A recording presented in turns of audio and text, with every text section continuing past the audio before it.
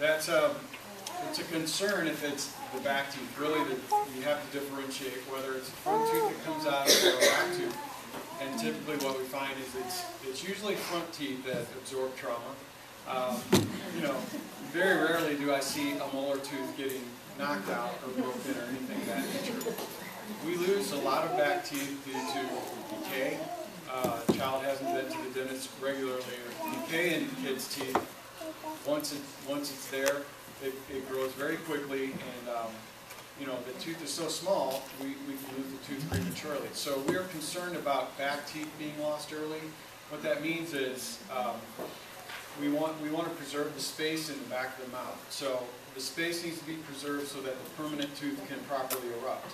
If the back tooth is lost, the teeth tend to crowd down and encroach upon that space, and the permanent tooth has nowhere to erupt, so there's going to be crowding issues. So what we do in that case is we make space maintainers, which is just a little, it's sort of like a metal arm that fixes to the back tooth and presses against the tooth in front of the missing space, and that just allows the permanent tooth to erupt.